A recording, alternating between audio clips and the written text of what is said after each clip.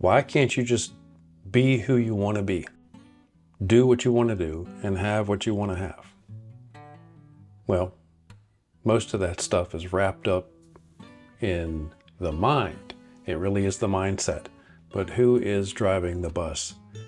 How do you change into the person you want to be, get what you want, and do what you want? You've got to let go of something that's familiar. This is the funny thing about it. It's so familiar, anything else seems like danger. So you don't want to go out where something is new. You're not good at that. You've got to break old habits, old patterns, old relationships, change up everything sometimes to be the person you want to be. Or sometimes you can just sort of morph into that person and allow that ripple effect and boundaries to address themselves as you change into that person. But how do you change into that person? Recently, I've had a handful of friends reach out that are looking for some help. And I'd love to help. That's what this video is about, actually. Because I became a coach years ago for a reason. Think about it. When was the last time you watched a sports game, or maybe you played sports, or you do play sports, and your coach gave you some advice how you could be better at the game? And then you did nothing with it, yet you were able to stay on the team.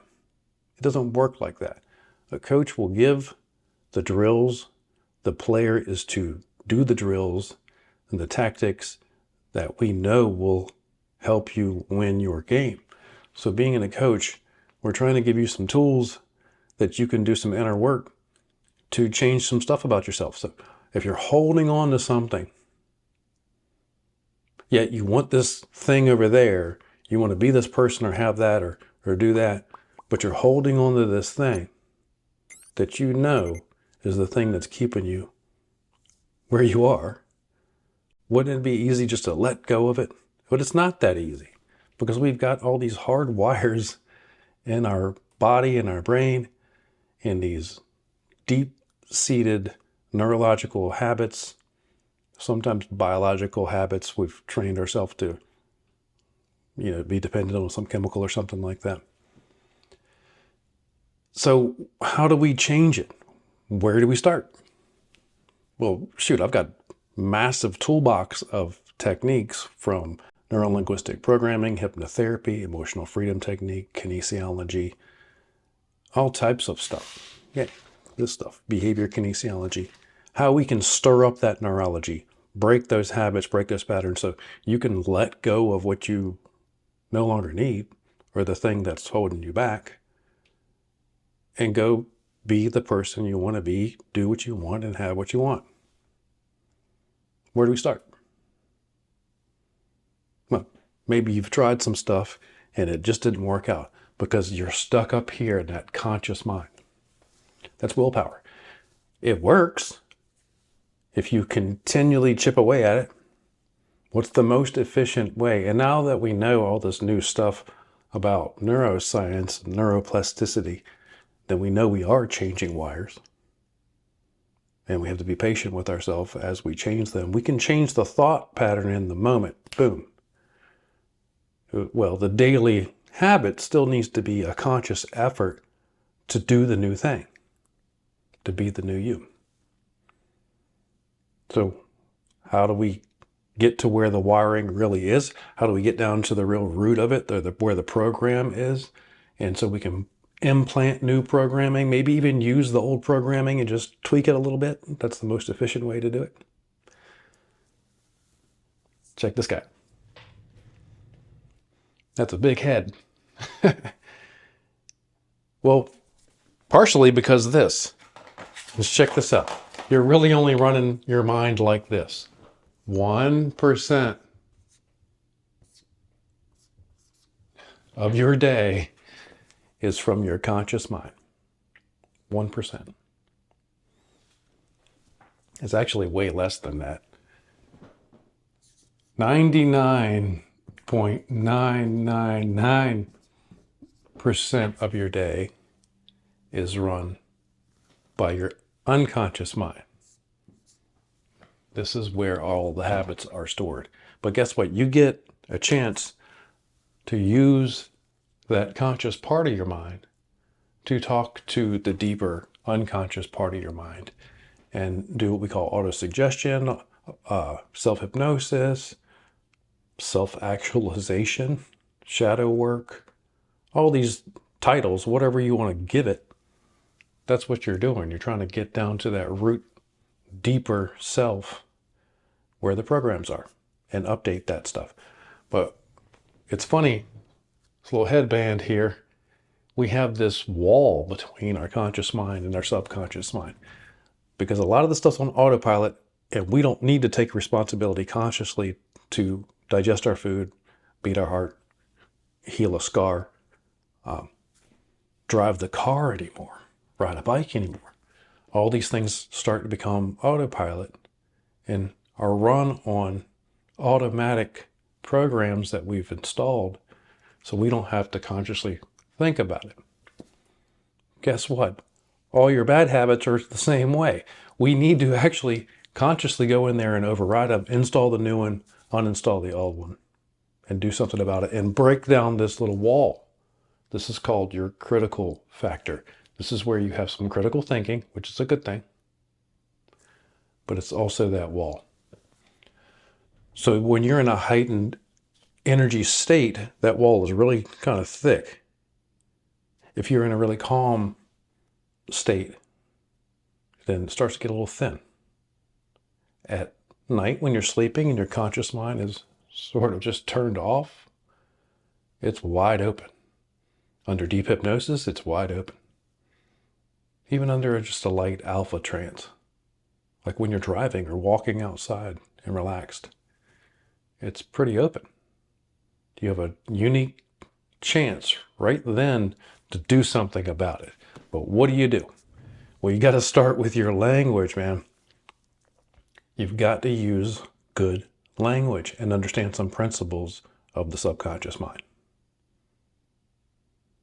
So one of those principles, key factor here,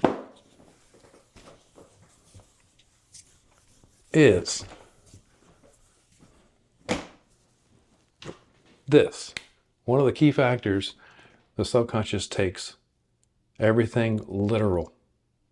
It does not process sarcasm or stuff like this.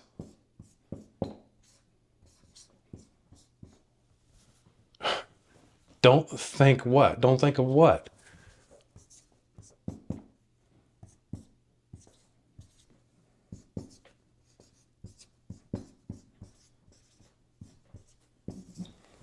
Don't think of the problem. God, if you're always thinking about the problem, how do I get over this problem? How do I get over this problem? You're activating the same neural circuitry as the problem. You're literally making the wiring stronger and the forethought of the problem and the issue the only thought. So now what do? You end up dwelling on the problem instead of thinking of a solution. So right off the bat, we need to reframe everything we're talking about when you start with your problem.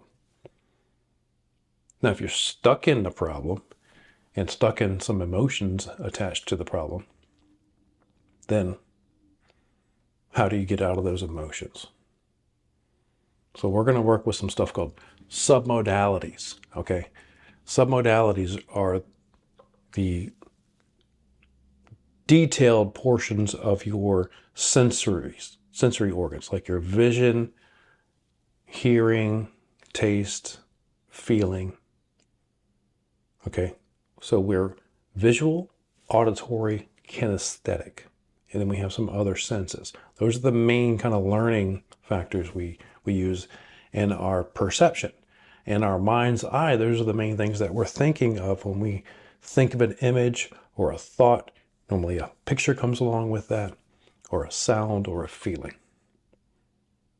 So the visual, auditory, and kinesthetic are the modalities, and the submodalities are broken down from that. So we can have pictures, sounds, feelings.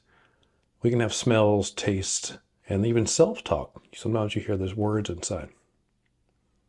So a breakdown of the vision would be, is it bright, black or white, focused or unfocused?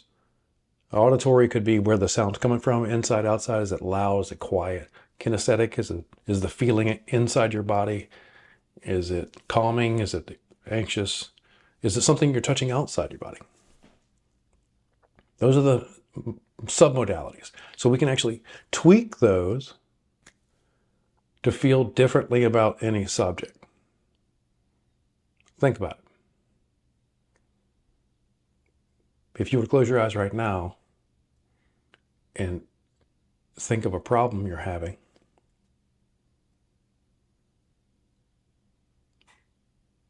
and tweaked the mind's eye image to make it more pleasant, it might feel different because your perception internally is different around the subject right now.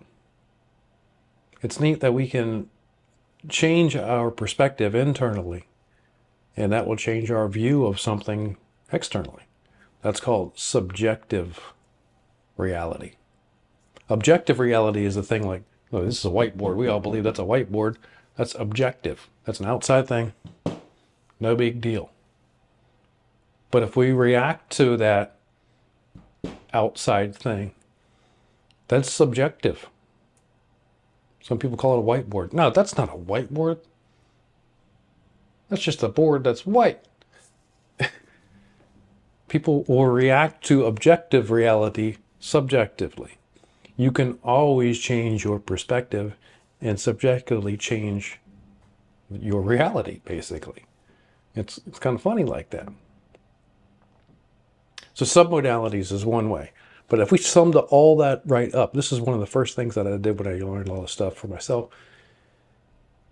That submodality is perspective, like I said. Okay? If you were to see yourself in an image and you're thinking about your problem, don't think about that problem right now. But if you were to see yourself in that problem, go into that vision right now, close your eyes and go into that vision. You're most likely in your body feeling the issues. Now I want you to step out of your body, okay? So step out of your body.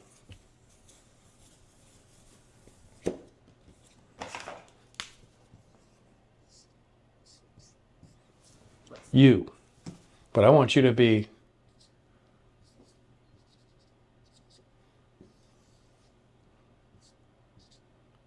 right there, watching you.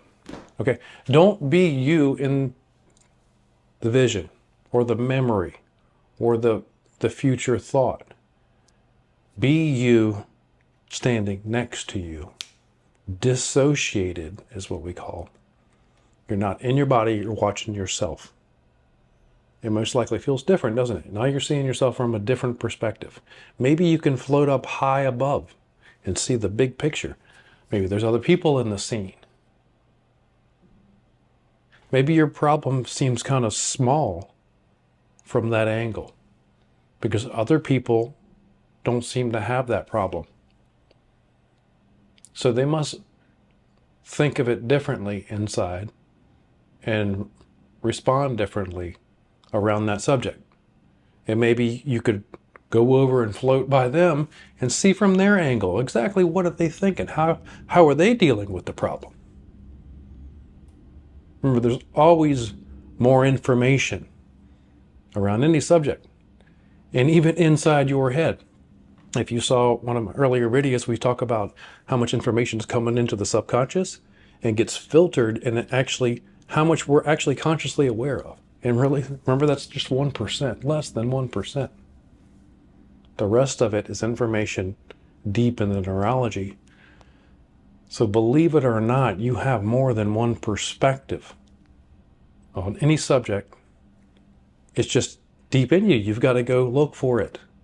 Or do exactly what I just said. Just pull it up in your mind's eye. But now think of yourself standing next to yourself or from another angle and see if you can't gain a lesson from that. It's all about choices, man. If we have more than one choice, we get to choose that. Okay? So that's a simple technique you can use to start to let go of those old wirings and start to literally change into the person you want to be. So you can go do what you want to do, and you can have what you want to have that way. Now, I hope that helped a little bit. If you need any more help with that stuff, we do coaching, and there's courses down below. And if you haven't, go ahead and like and follow the channel. That really helps. We love delivering this information. And if you got any other ideas or questions on any of these techniques, leave a comment down below. Maybe I'll do a video on it. We'll see you next time.